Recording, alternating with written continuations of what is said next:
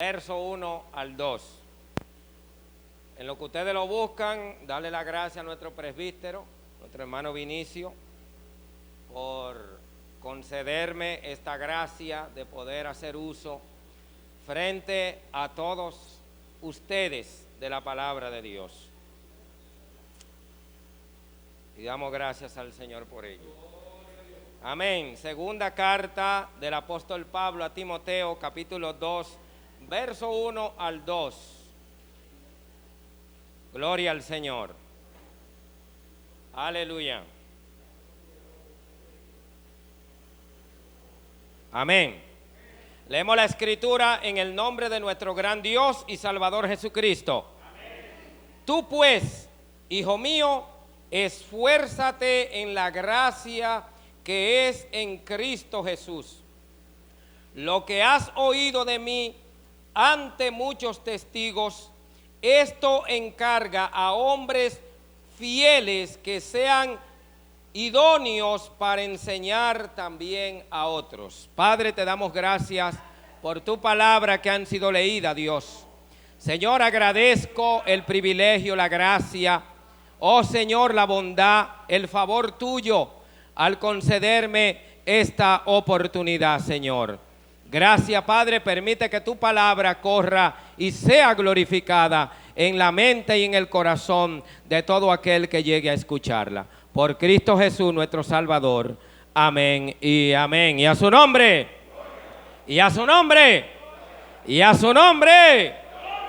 Bien, mis hermanos, ya se ha dicho mi nombre, la mayoría me conoce, Wilson David Palomino Gutiérrez, hijo de Primera Betel, que pastorea actualmente nuestro hermano Antonio Martínez, y estoy por la gracia y la misericordia de Dios al frente de un campo blanco, Séptima Betel, en la zona de San Marcos.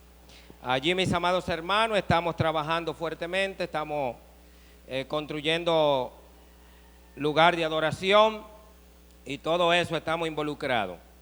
Quiero, mis hermanos, el tiempo que voy a hablar, que es tiempo prelimitado, acerca del tema sufrimiento, lucha y trabajo.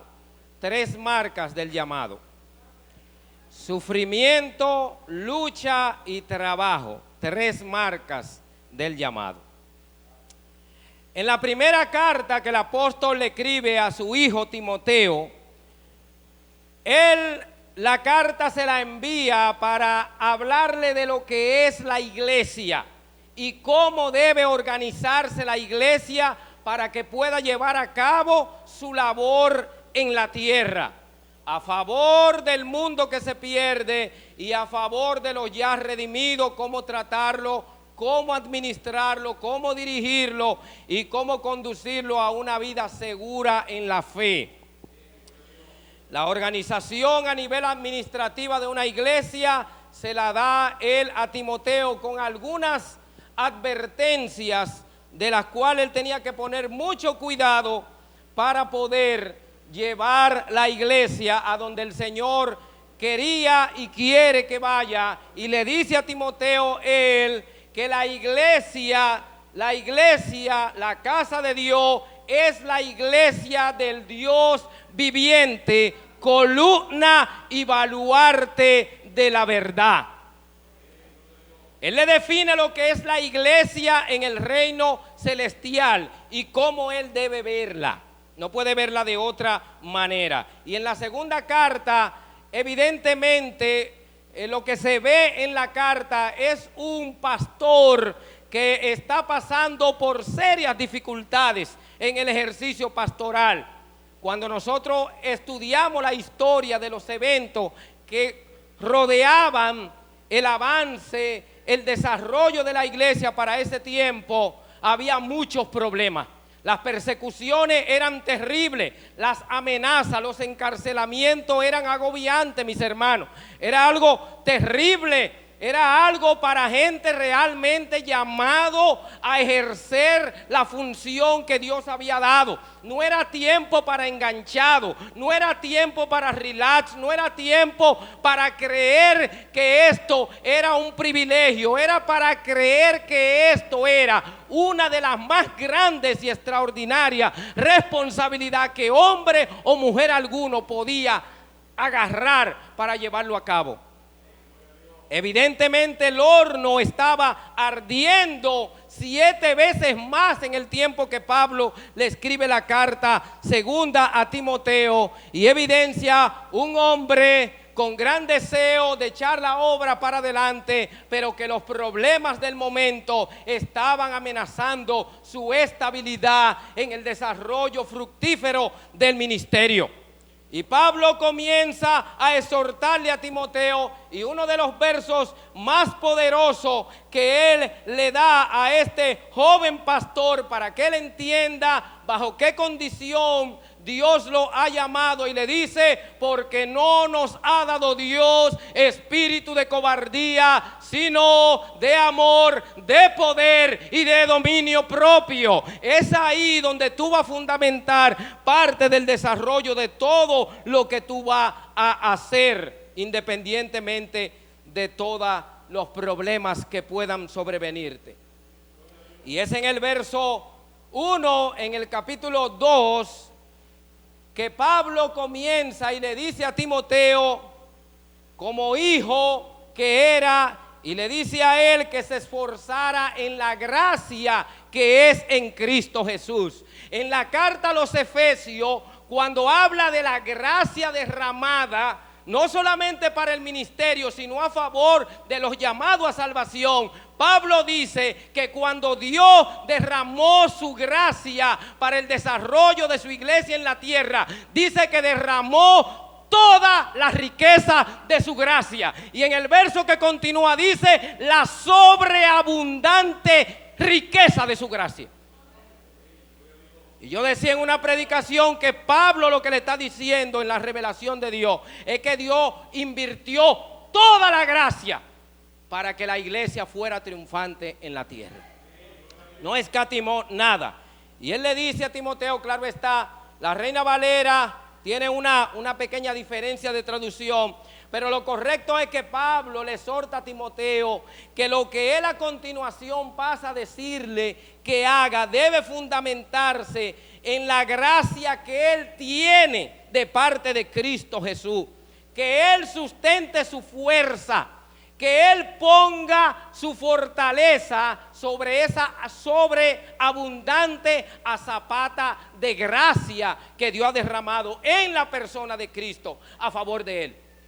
Es decir, sobre ella es que tú vas a fortalecerte, sobre ella es que tú vas a sacar fuerza, quizá de donde tú no la tienes, para que puedas hacer lo que vas a hacer. Y evidentemente, mis amados hermanos, el apóstol le da a entender a Timoteo que la obra del ministerio no se trata de hacer las cosas yo personalmente, de ser el líder orquesta, de hacer todo yo, ser yo el cocinero, ser yo el que toca la tambora, ser yo el que suelta la tambora y cojo la güira, suelto la güira y cojo el pandero. Pablo le dice a Timoteo que para un buen desarrollo de la obra del ministerio y que la lucha, el sufrimiento y el trabajo sea más llevadero, él le ordena a Timoteo y le dice a él que lo que Timoteo ha aprendido de Pablo, lo que tú has aprendido de mí, esta misma cosa encarga a hombres fieles. No cualquier tipo de hombre, a hombres fieles, a hombres que entiendan que el fundamento de un llamado adecuado está en la fidelidad que tengamos en el corazón. Pero también estos hombres, además de ser fieles, tenían que ser idóneos. ¿Para qué? Para enseñar también a otros otra cosa, no la misma tesitura de fe que Pablo había recibido por revelación, como él lo testifica en varias cartas, no por hombre ni de hombre, sino por revelación de Jesucristo. Él transfiere y él desea que ese mismo orden sea el que se lleve a cabo cuando vamos a formar los líderes que nos van a ayudar. No puede haber otro orden, tiene que ser eso. Tiene que haber un encargar, poner una carga encima de la persona sabiendo que es idóneo para llevarla. Cuando uno habla de estas cosas, uno ve en los rostros espanto de la gente. Hermano, bíblicamente no se debe poner a nadie en nada que no haya sido llamado para hacer eso. Cuando Dios divide el trabajo del tabernáculo, escuche bien, si usted era de Coat y usted era de Merari, cuando usted intentara ponerle la mano a uno de los utensilios de Coat, usted era llamado un extraño, porque usted no fue llamado para cargar lo que él fue llamado a cargar. Y eso es así, para poder tener un buen éxito. Ahora, cuando vamos al Nuevo Testamento, Pablo dice, el que enseña, en la enseñanza. El que preside con solicitud. El que hace misericordia con alegría. Y siempre me gusta pararme un poquito ahí. Usted no puede poner al más hambriento de la iglesia, al más refunfuñón, al más tacaño a hacer el ministerio de misericordia. Porque usted cree que lo va a hacer con alegría. No. Usted tiene que poner una persona idónea, que le guste eso, que viva eso, que se devele en eso, que ame eso, porque lo tiene que hacer con alegría, no refunfuñando, ni echando chuipe ni San Antonio, que hay algunos evangélicos que cuando le da pique sueltan algunos. Entonces, mis hermanos, eso es así. Entonces es el movimiento. Si Dios, en la gracia de Dios, me llevaría a un punto de formar una iglesia, a mí me gustaría que los que canten en la iglesia sean los que Dios le ha puesto la unción para cantar. Eso es lo correcto, hermano. Porque muchas veces uno descarga, ¿verdad?, esa gran responsabilidad en que, pero como es para el Señor, yo voy a cantar. No, lo correcto es que los que canten sean gente que canten. Como decía en un culto unido hace una semana, yo le decía que por cuanto Dios es un gran rey, dice el texto del Salmo, hacedlo bien. Y cuando David nombró los cantores, dijo, háganlo con entendimiento. ¿Pero a quién nombró? Maestros del canto. Entonces, yo no me puedo salir de ese contexto antiguo y neotestamentario, no puedo. Y eso ninguno de nosotros podemos hacerlo. Ahora bien, hermano, debo avanzar muy rápidamente, porque Pablo le dice a Timoteo, para esa labor que yo te estoy diciendo que tú tienes que hacer, y en el momento en que tú lo vas a hacer, él le recomienda, sufre pues penalidades como buen soldado de Jesucristo. Un buen soldado de Jesucristo sabe a lo que va. Un soldado sabe a lo que va. No vamos a entrar en detalle por lo que ya sabemos.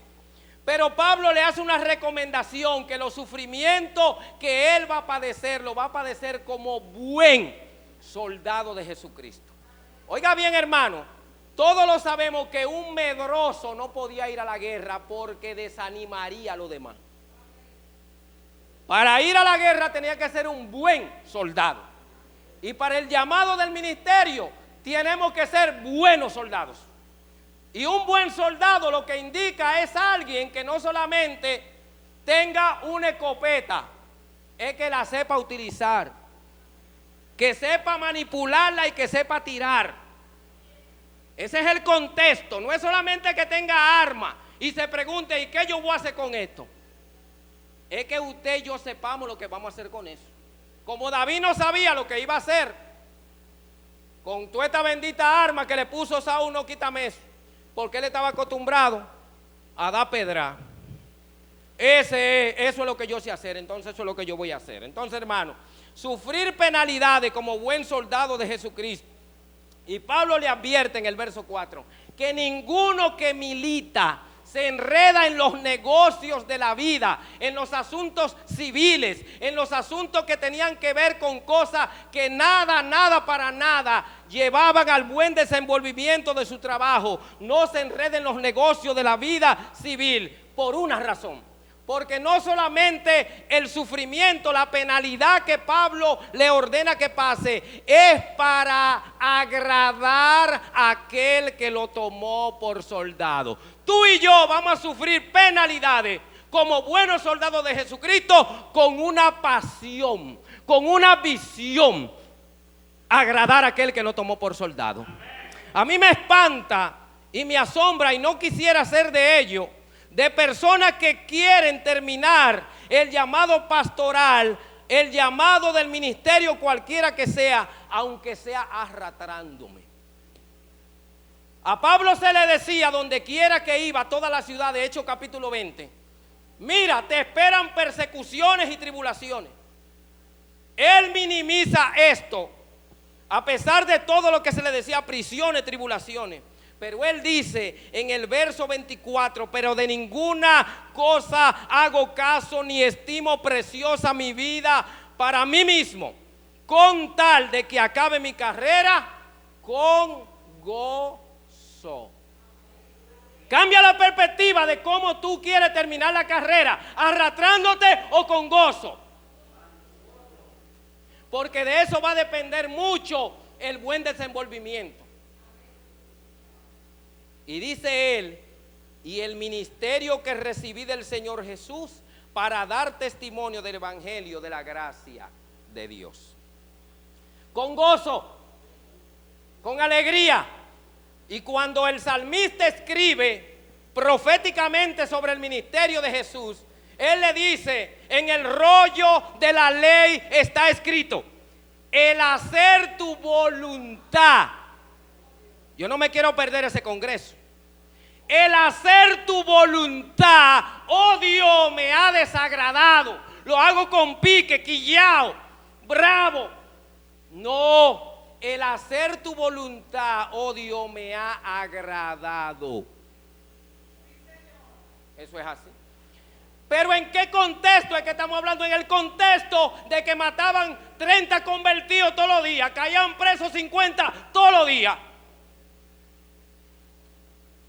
Es en ese contexto.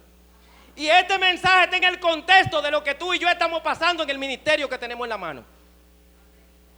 Por lo tanto, no te extrañe de los padecimientos que te han sobrevenido. ¿Por qué? Por causa de Cristo el Señor. Porque ellos, a la verdad, dice Hebreo, salieron por amor del nombre. ¿Y qué significa eso? Por amor de aquel que empeñó su nombre para llamarlo. Porque había que garantizar un nombre para usted poder enrolarse. Y ya Cristo había comprometido su nombre delante de Dios cuando te llamó. Entonces ellos salieron por amor del nombre. Pues bien, mis amados hermanos, el apóstol Pablo continúa diciéndole a Timoteo lo siguiente. Y él le dice en el verso 5, y también el que lucha como atleta no es coronado, sino lucha legítimamente. La lucha nuestra tiene que ser legítima, conforme a lo que Dios ha establecido. No puede haber desvío, ni marrulla, ni componenda. Tiene que ser una carrera recta y basada en el compromiso. Yo voy para las Olimpiadas, y mientras voy para las Olimpiadas me voy a pasar 15 días comiendo todo lo que se me antoja en un resort. No, es imposible. Entonces hay aspectos legítimos e ilegítimos en la carrera. Hay cosas en las cuales tú empeñas tu propia voluntad, pero la voluntad que tú y yo debemos empeñar es la voluntad de aquel que nos llamó por soldado, aquel que nos reclutó para la carrera, aquel que vio bien en nosotros. Sí, yo creo que tú das para la carrera. Yo quiero que tú corras. Yo quiero que tú me representes en esta carrera a mí. Tú das para eso. Yo comprometo mi nombre. Ahora bien, mis amados hermanos, tu sufrimiento es para agradar a Cristo. El pelear, el correr legítimamente es para ser coronado. Tú no estás sufriendo de balde. Tú estás sufriendo para agradar a que te llamó. tú no estás luchando legítimamente de balde, tú estás luchando legítimamente para ser coronado adecuadamente. Tu lucha, tu sufrimiento no es en vano, al final hay una recompensa. Y al final Pablo le dice a Timoteo, y le dice algo bien interesante, que el labrador para participar de los frutos debe trabajar primero.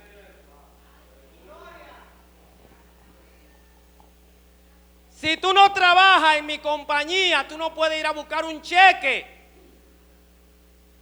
Tú tienes que trabajar en la compañía. Entonces, para nosotros poder disfrutar, sería interesante si pudiéramos desarrollar todo lo que hace un agricultor antes de comenzar de pegar mango y de pegar guayaba y jalar yuca para arriba y joyar batata para abajo. Entonces, mis amados hermanos, tú quieres fruto en el reino. Tú quieres fruto en el reino. Wilson Palomino, tú quieres un bebé en el pastorado. Tú quieres fruto de la labor que realiza.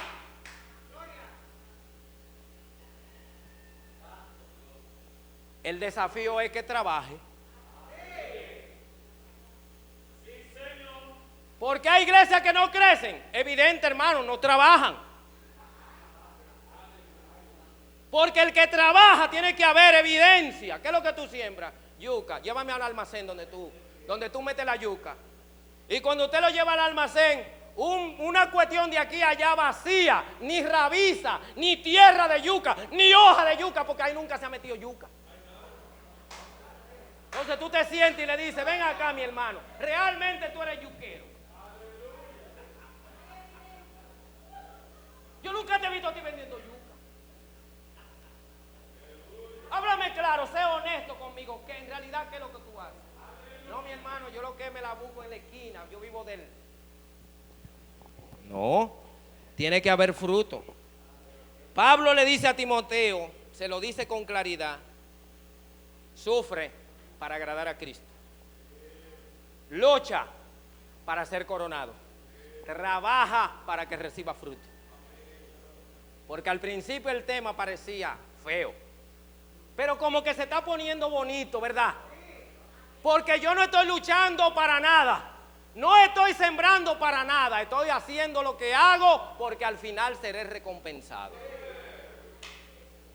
Y Firo dice que él le trabaja al patrón que mejor paga, no da cheque sobregirado.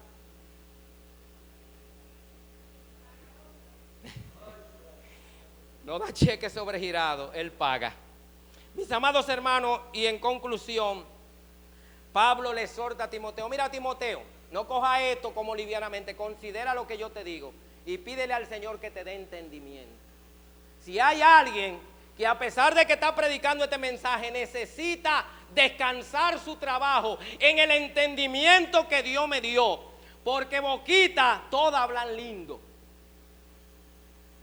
Si los pies se movieran al paso que movemos la boquita, ya el mundo estuviera a los pies de Cristo hace tiempo. Entonces yo para hacer lo que tengo que hacer, aunque Dios me haya llamado, debo pedirle entendimiento. Salomón fue educado para ser rey y cuando le entregaron el cetro se turbó y no hallaba qué hacer y tuvo Dios que revelársele en un sueño y darle discernimiento para el trabajo. ¿Es así, mis hermanos? Entonces, mis hermanos, ahora Pablo le dice a Timoteo, Timoteo, mira, yo quiero que tú razones lo siguiente. Acuérdate de Jesucristo del linaje de David. ¿Qué usted cree que Pablo le está diciendo a Timoteo? Lo que Cristo padeció, lo padeció.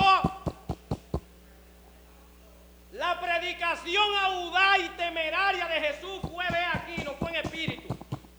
Fue como un hijo de hombre que lo hizo. Por lo tanto, cuando tú vayas a hacer estas tres cosas en favor del reino, debes poner los ojos en Jesús, que lo que hizo, lo hizo como un hombre y una mujer como tú.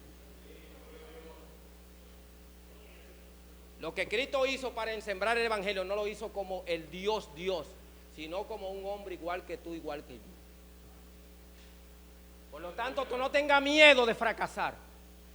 No tenga miedo, que lo que Cristo hizo, lo hizo en la carne. Y tú tienes que mirar eso, que fue resucitado de los muertos. Y Pablo dice, en el cual sufro penalidades a modo de malhechor, mas la palabra no está presa. Y Pablo concluye lo que le quiere decir a Timoteo en esta etapa y le dice, oiga bien, ya Pablo había entendido que Cristo era del linaje de David, que lo que hizo no fue un superhombre, no fue la Batichica, no fue Batman, no fue Superman, fue un Cristo de carne y hueso quien hizo lo que hizo. Y dice Pablo, por este motivo, todo lo soporto por amor a los escogidos. Todo lo soporto por amor a los escogidos. Y basado en este texto, yo quiero hacer algunas preguntas que tienen mucho que ver con el entendimiento de lo que estoy hablando. Lo primero es, ¿con quién tú haces lo que haces como pastor o como líder? ¿Con quién tú haces lo que haces? Número 2, ¿para agradar a quién tú haces lo que haces? Número 3, ¿cuáles son tus motivaciones para hacer lo que haces? Y número 4, ¿cuál es el fin de lo que tú haces? Y Pablo dice que todo lo que él hace y todo lo que él le está mandando a Timoteo es por una razón. Verso 10, para que ellos también tengan la salvación que es en Cristo Jesús con gloria eterna. ¿Para qué es que tú trabajas? Para ser el pastor que tiene el mejor chalet de la Asamblea de Iglesia Cristiana, la mejor posición en el reino de Dios, las mejores fincas, los mejores trabajos. Si tú no trabajas para que el resultado final de lo que tú y yo hacemos sea la salvación de las almas con gloria eterna, estamos sufriendo equivocadamente, estamos luchando equivocadamente y estamos trabajando equivocadamente. Si el fin de lo que tú y yo hacemos no es que las almas se salven, seremos de aquello, y con esto concluyo, que se presentarán un día delante del Señor habiendo hecho todas estas cosas para su propia gloria, y el Señor nos dirá, nunca os conocí, apartaos de mí, hacedores de maldad. Dios te bendiga, Dios te guarde, y yo espero que tú